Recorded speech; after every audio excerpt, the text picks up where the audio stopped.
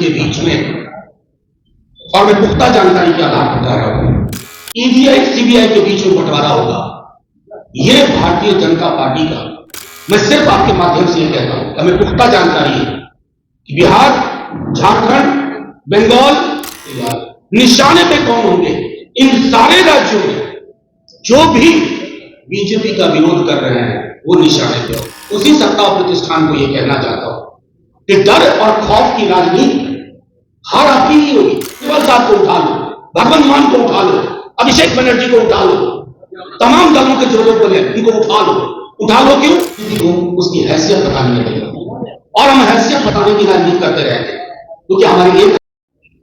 नमस्कार, आप देख रहे हैं नेशन सिटी लाइव। मैं हूं सुधेंद्र रमन। देखिए, आज आरजेडी कार्यालय पे जो राष्ट्रीय प्रवक्ता है मनोज झा, उन्होंने साफ तौर पर आज केंद्र सरकार को घेरा है, मोदी को घेरा है, और साथ ही साथ उन्होंने कहा है कि 22 तारीख से पहले जो ईडी और सीबीआई जो तमाम जो एजेंसियां हैं उसकी गतिविधि अब बढ़ जाएगी। उन्होंने साफ तौर पर कहा है कि जिस तरह से जो सम्मन भेजने का कार्य कर रही है, जिस तरह से ईडी और सीबीआई सम्मन भेजने का कार्य कर रही है, उन्होंने नाम लेते हुए कहा है कि जिस तरह से तेजस्वी प्रसाद यादव हो गए, हेमंत सोरेन हो गए, अरविंद केजरीवाल हो गए, स्टाइलिंग के जो मंत्री हैं, उन सभी को बहुत जल्द से जल्द है सम्मन भेजे जा सकते हैं। उन्होंने सूत्रों के हवाले से कहा है कि कुछ ऐसे अधिकारी हैं जिन्होंने उनको सूचना दी है कि जल्द ही इन सब लोगों को सम्मन दिए जा सकते हैं और उन पर बड़ी कार्रवाई की जा सकती है। पहले सुनिए कि क्या कह रहे हैं मनोज झा। आपके माध्यम से सिर्फ उसी सत्ता और प्रतिष्ठान को यह कहना चाहता हूं कि डर और खौफ की राजनीति हार आपकी ही होगी। कौन से राम मर्यादा पुरुषोत्तम की प्राण प्रतिष्ठा कर रहे हो? कभी पढ़ा भी है कि राम का चरित्र क्या था? फिर आपको शर्म आएगी, आप खुद प्राण प्रतिष्ठा समारोह में नहीं जाओ। संकल्पना क्या है? राम राज्य में ये नहीं हुआ करता। बात करते हुए राम राज्य, और दूसरी तरफ कभी हेमंत सोरेन को उठा लो, तेजस्वी यादव को उठा लो, केजरीवाल साहब को उठा लो, भगवंत मान को उठा लो, अभिषेक बनर्जी को उठा लो, तमाम दलों के जो लोग बोले उनको उठा लो क्यों? 4 महीने निकल जाने दो, चुनाव हो जाने दो। तो अगर इस प्रकार से आपने सोचा है तो आपके माध्यम से मैंने जानबूझ के आज ये प्रेस कॉन्फ्रेंस रखी है कि जो कोई भी अधिकारी पर्चा लेकर के कल से ही घूमने वाले हैं, सावधान हो जाए। इस तरह की राजनीति का उपकरण आप बन रहे हैं, इंस्ट्रूमेंट बन रहे हैं, बीजेपी के हाथ में, बीजेपी के दफ्तर से गाइडेड हो रहे हैं। आप फिर जानते नहीं दलों में चले गए। खासतौर पर मैं अपने दल की बात करूं, हमारी जिंदगी का, इस दल की जिंदगी का एक बड़ा हिस्सा बीजेपी को उसकी हैसियत बताने में गई, और हम हैसियत बताने की राजनीति करते रहते हैं क्योंकि हमारे एक हाथ में बाबा साहब का संविधान है और दूसरे हाथ में लोहिया जेपी कर्पूरी का एक समता मूलक समाज की उनकी प्रस्तावना, और उसमें अगर आप सोचोगे ईडी, आईटी, सीबीआई सम्मन भेज करके, ये भेज करके, हुकअप करके, किसी भी तरह के स्टोरी डाल करके सिर्फ उलझाने के लिए, उस राजनीति को विराम दो।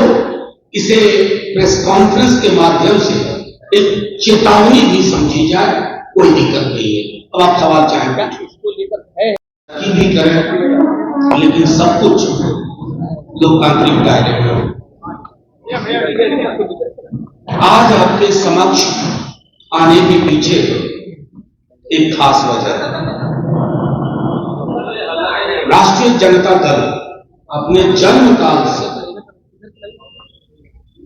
भारतीय जनता पार्टी के संकीर्ण विचार, उनके ध्रुवीकरण की राजनीति, उनका मनोवाद के साथ नैसर्गिक संबंध, उसके खिलाफ लड़ता रहा है।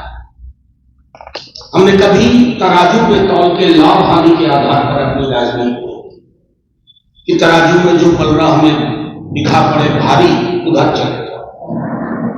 आज आपसे जो बात मैं कहने जा रहा हूं बहुत चिंता का विषय है। आज से लेकर 22 जनवरी के बीच में, और मैं पुख्ता जानकारी के आधार पर कह रहा हूं, आप इनकम टैक्स, सीबीआई, ईडी की अति सक्रियता देखेंगे। एक एजेंसी दूसरी एजेंसी को फाइल देगी, वो पॉलिटिकल फाइल है जो बीजेपी के दफ्तर से आई है। इनकम टैक्स खोजने की कोशिश करेगी, कहीं छोटा सा भी वो ईडी को देगी, ईडीआई सीबीआई के बीच में बंटवारा होगा। ये भारतीय जनता पार्टी का, अमित शाह जी का, मोदी जी का चाल, चरित्र और चेहरा। 22 जनवरी में इसलिए कह रहा हूं, 22 जनवरी को प्राण प्रतिष्ठा अयोध्या, लेकिन उससे पूर्व देश के अलग अलग राज्यों में ये तीनों एजेंसीज को काम पकड़ा चुके हैं। ये पॉलिटिकली नहीं लड़ना चाहते, ये पॉलिटिकली नहीं लड़ सकते, ये पॉलिटिकली लड़ने में नाकामयाब रहे, असफल रहे। बिहार 2015 एक बहुत बड़ा उदाहरण है।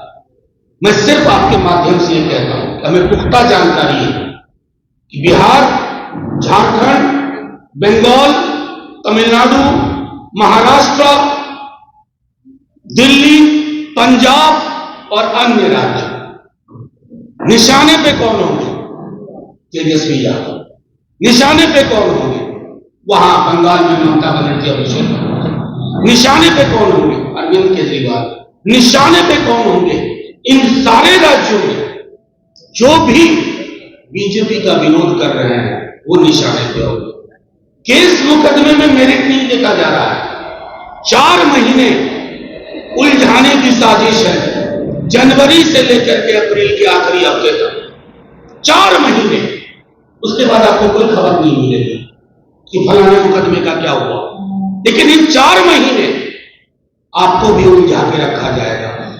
आपको एजेंडा आएगा, कोई जोशी साहब है वहां पीएमओ में बैठे हुए, वो एजेंडा देंगे, आज रेत पड़ने वाली है, 48 घंटे यही खबर चलाओ। मैं सिर्फ आपके माध्यम से केंद्र की सरकार को भी कहता हूं कि जिन एजेंसी से आप ये काम करवा रहे हैं, उन्हीं एजेंसीज ने, क्योंकि वहां कुछ ईमानदार लोग भी है ना, वो सिर्फ आपकी तुड़ी नहीं बजाएंगे। उन्होंने भी कहा है कि सर ऐसा ये लोग कोशिश कर रहे हैं कि लोकसभा चुनाव से पूर्व इन तमाम एंटी बीजेपी महत्वपूर्ण चेहरों को उलझा के रखा। और ये मैं पूरे होशो हवास में कह रहा हूं, चलाइए, छापिए। ईडी, आईटी, सीबीआई के अधिकारियों ने, उच्चतर से लेकर निम्नतम कर्मचारियों ने कहा कि सर ये लोग आप लोगों को उलझा के रखें। तो आपने साफ तौर पर सुना कि मनोज झा कहते हुए नजर आ रहे हैं कि 22 तारीख से पहले, मैं आपको बताऊं कि 22 तारीख को अयोध्या में रामलला का प्राण प्रतिष्ठा होने वाला है। उससे पहले उन्होंने साफ तौर पर कहा है कि जो भी नेता है इंडी गठबंधन के, उन पर ईडी और सीबीआई की बड़ी कार्रवाई होने वाली है। अब देखना यह है कि वाकई क्या जिस तरह से मनोज झा ने आरोप लगाए हैं केंद्र सरकार पर, चाहे जो जांच एजेंसियां उन पर, क्या वो सही साबित होता है। फिलहाल अगर आपको हमारी खबर अच्छी लगी हो तो इसे लाइक, शेयर, सब्सक्राइब करना ना भूलें और देखते रहें नेशन सिटी लाइव।